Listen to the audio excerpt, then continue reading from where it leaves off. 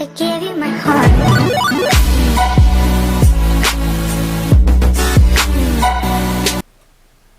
Hi everyone, welcome back, and Johanna, if you don't know me already, don't forget to hit the subscribe button, notification button. I am actually doing, sorry about that, it's my daughter sleeping. I'm actually doing a video on 2 self-help books. One is from Mark Manson, the other one is from Jen Sinkle. I've read this whole book, and it took me a couple months to read it, but yeah. If you want to see my review, go to Goodreads, and it's a really good review. So I'm going to do a video on these 2 books. It's a self-help. This book is called The Subtle Art of Not Giving Up, and I'm not going to say the word. And then this is Badass Habits, and yeah, so if you're interested in these books, you can go to Chapters or pretty much anywhere. So let's begin. So I'm going to start with this book. My sister told me about this book, and it's a really good book, and it's actually a New York Times bestseller author, and he has a couple other books out too. So I'm going to start with a couple of things I want to read to you guys, but then I'll read to you what it's helped me. The first thing I want to read to you guys is this quote right here. I don't know if you can see it. It's called "The desire for more positivity experience itself and negativity experience, and parted likes the acceptance of one's negative experience itself to a positive experience." So technically, if you put a negative experience and you move it into a positive situation, like if you're thinking that you can't, let's say, make a YouTube channel and you won't success, you got to make it into a positive situation, and that's what I'm trying to do. Like myself, I need to read this book because a lot of things bug me and everything like that. But yeah, this actually, I like what he says right here, and he says a lot of this stuff. But the thing about this book is that it teaches you not to give a crap about anything. Teaches you how to just let things go. I take a lot of things to heart, and yeah, that's just who I am. But yeah, like this is I like this saying, and I'm just gonna take the sticky note off and just put it right there so that I know I've already done this. But yeah, I like what it says here. It's pretty cool. So that teaches me that if I take a negativity experience itself and put it into a positivity experience, then I know I would get farther in life, and I'm not saying you can't with the negativity, but that's the way I'm thinking it means, is that I can get farther in life and everything like that. So yeah, like but that's one thing that it's on page 9. Don't try, and then there's another one that I want to read you, which I have sticky notes to tell me. It's called this is this one right here. I don't know if you can see it. I'll try my best. This is the sublit number 1. Not giving a F, I'm not going to say it, does not mean being indifferent. It means being comfortable with the beginning of difference. So let's be clear. There's absolutely nothing endurable or confined about indifference. People who are indifferent are lame and scared. So I think that's what it means. I don't really know. If you know, please tell me what he means by that. But I don't really give a flying crap what people think of me. I don't give a crap what people say about me. You can say whatever you want, it won't bug me, but sometimes little harm things do. But yeah, like that's just one of them, like I like, and that's on page 14 in chapter 1. But then there's this one, number 2. To not give an F about advertising, you must first give an F about something more important than advertising. So technically, care more about other things than advertise, I guess. So imagine you're at a grocery store and you're watching an elderly lady screaming at the cashier, burden him or not, accepting her 30 cents coupon. Why does this lady give a F? It's just a 30 cents. So technically, if you have a 30 cents coupon and that, why do you care? Like, just hand it to the cashier and don't go out to the cashier, technically. That's the way I look at it. But anyhow, that's one of the good things that he says, and I'll clue into it. But yeah, like he says that. Oh man. And then the next one that I want to talk about. Like, this guy's good. Like, he has another book out. My sister's reading it. I'm actually going to get it. Why did I put it on this page? So technically, I don't know why that page is there. Technically, just start ignoring things that are going on. Just if things are bugging you, just walk away from it and just don't, don't let it bug you too much. I know a lot of people are going through a lot of things right now in the world, and yeah. So anyhow, the other thing is that because why does this lack of relationship feel like a failure? So technically, if you're in, I think as any relationship, technically, if you feel like you're a failure, you're not a failure. Don't feel that way. And yeah, I don't know how to explain this, but I'm going through the pages that I know, but it's been a while since I've been done this book, and I just wanted to do this video. So, so the next page, I think it was just, the choices. So technically the choices, like William James had problems, really bad problems, although born into wealth and prominent family. From birth, James suffered life-threatening issues and an eye problem that left him temporarily blind as a child. A terrible stomach condition that causes extreme vomiting and forcing him to adopt and observe the highly sensitive diet. Trouble with this hearing back spans so bad that for days at a time he often couldn't sit up straight due to his health problems. James spent most of his time at home. He didn't have many friends, and he wasn't practically good at school. Instead, he passed the day painting. That was the only thing he liked, and the only thing he fatally practically good at. So James, he was sick. He's sorry about that. He's a sick child, and he has no friends, and so he's staying at home and that. So that's your choosing, and you're aware of choosing, and whatever you choose in life. I think myself is I chose to do YouTube, and that's what I'm doing, and I chose to stay at home with my kids, and with COVID I really can't do anything, so really much. So, but yeah, but anyhow, that's page 91 on chapter 5. So, the other one is the Mason Law Advocate Advance. If you don't see it, it's right there. But anyhow, so the chance if you've heard of some of the Parkinson's laws, work expands so as it fills up to the time available of its sites complete. You're undoubtedly heard of Murphy Law. Whatever can go wrong will go wrong. Well, next time you're at a scrum cocktail party, you want to impress somebody, try dropping the Mason Law of advice on them. I have never heard of the Mason Law. This is the first time I've heard about it in this book. I've never knew that there was a Mason's Law at all. So yeah. The next thing is, sorry guys. So here it is. Question what if I'm wrong? And this is on you're wrong about everything, but so am I. So it's okay to be wrong about things. You don't have to, be right about everything in life. You can be wrong, but this book teaches you that, it's okay to be wrong. It's not, don't take offense to it. But if I'm wrong, a friend of mine recently got engaged to be married to a guy who proposed to her in a party. And this is just an example. Her party sold.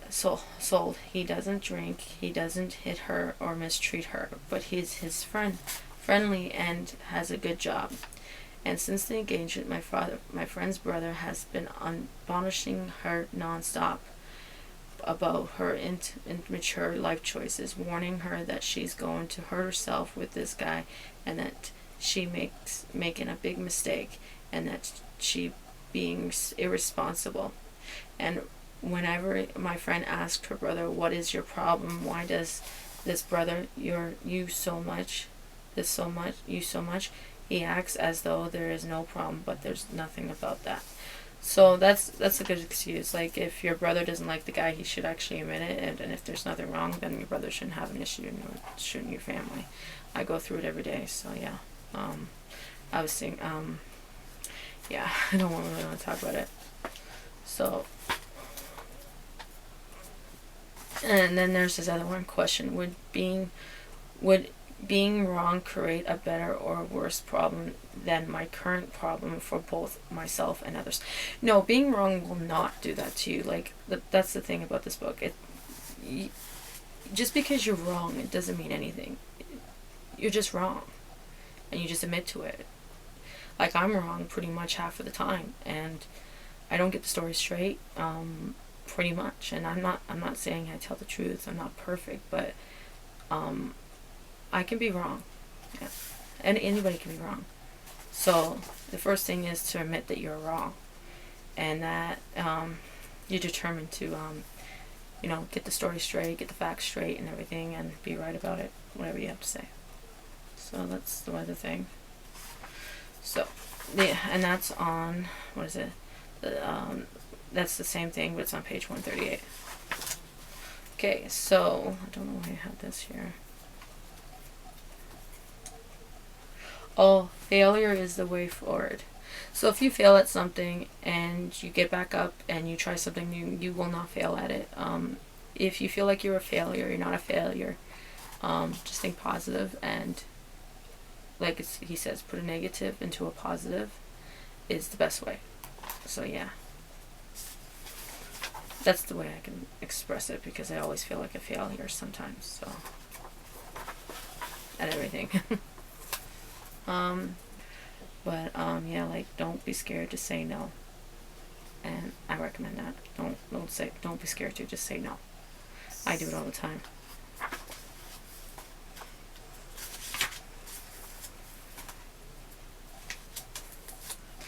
Okay, boundaries. Yeah, with boundaries, that's the same chapter, importance of saying no. Make boundaries for people. Make boundaries for yourself. Make boundaries for other people around you. I recommend it because I'm starting to do that with boundaries. There's certain boundaries that I have that I want to make, and I don't want to get into that. Same chapter, freedom through commitment. Consumer culture is very good at making us want more. Underneath all the types of marketing is the implants that more is always better. So when you see something you want to buy, just say no. Force yourself to say no, because I'm bad for that. I'm a very bad shopaholic. I'm very bad at shopping. I want everything, and I want it now, type of thing. I'm very bad at it, and that's just the way I am, and that's the way I just am. So saying no to something, like, say to yourself, do you really need that right now, or do you? So that's the kind of thing that I'm trying to do. Sunny side of death. So that's in, and then you die. I really don't know how to explain this. I really don't. So I'm going to skip that. But anyhow, the next book that I read, so this is the end of the book. I recommend this book. It teaches you a lot, and yeah, I recommend it. I'm not saying the swear word. Forget it. I don't want to be traumatized, so whatever it's called. So this book is called The Badass Habits, and it's very popular, and it's actually #1 New York Times bestseller author, and it's actually a self-help book too, and it teaches you about badass habits, but it teaches you on how to create habits at the same time. So I'm going to start with the so introduction means what? Anyhow, so the reason I wanted to show you the introduction is because there's something here she says right here. Habits, of course. Why they're okay, sorry about that, I can't read properly. Why they're the very sculptured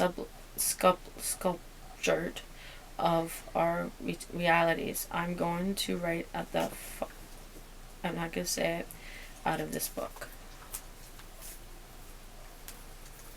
So I recommend this book. And then she I'm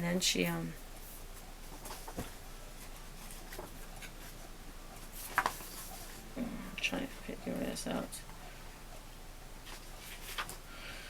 Ugh. Okay. But the other thing she does is she actually put other people's stories in the background, in the back of the book. So, but anyhow, okay. So there's something she says. Habits are no-brainers and are routine tendencies or behavior. knee-jerky beliefs, thoughts, and actions, and repeat automatically.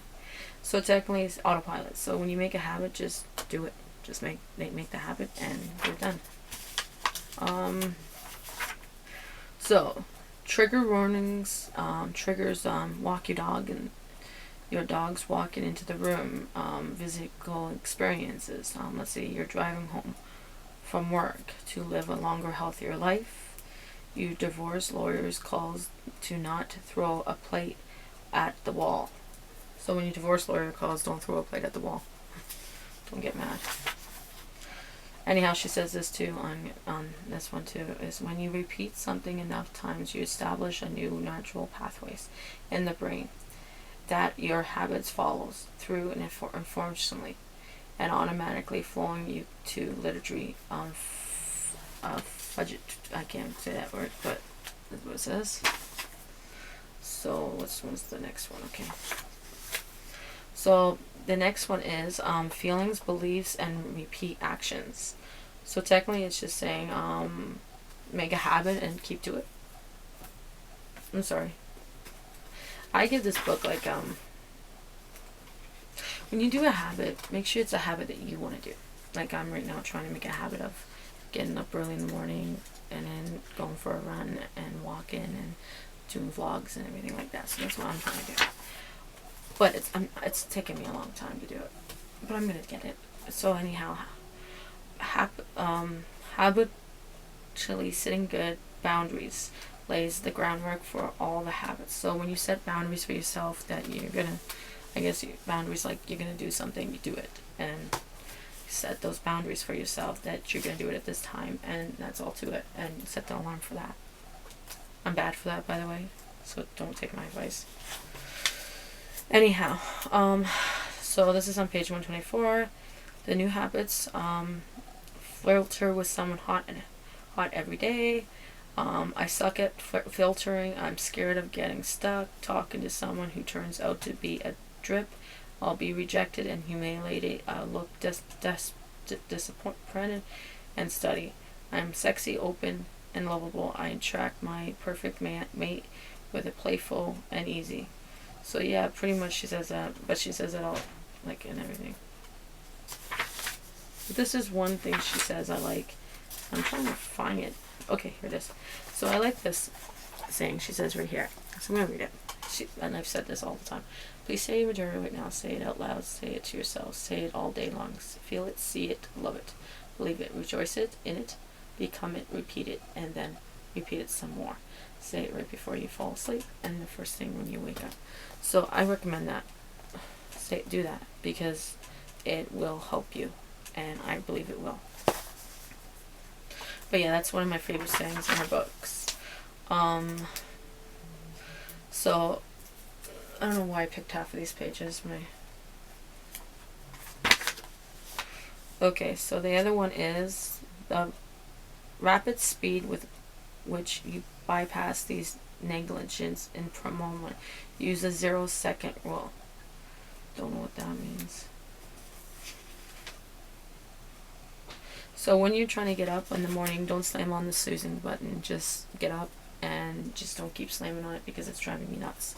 I do that thing and I shouldn't be doing that. Okay, so this is actually chapter 4 and it's like very long. It's a 21-day thing and that, and have you ever heard of a conversation like this, friends? I'm going to read this to you guys. Your friend. You can't believe Sharon told everyone I had a gastro bypass surgery. Your thought. You can't. She told your garbage man. You thought he was not after you. You swore her to secrecy. You said, and I quote, I'll never tell the garbage gas bag anything again. Your mouth.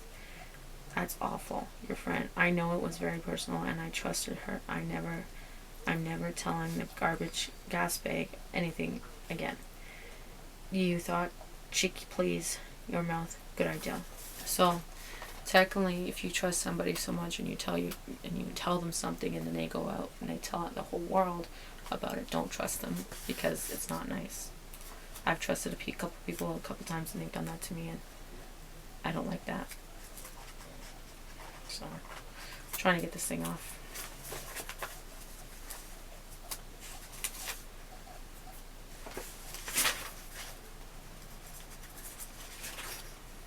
So anyhow, and then another thing she says, we are the immortals influenced by who and what we surround ourselves with. Our environment can make our breaks and has faster than almost anything.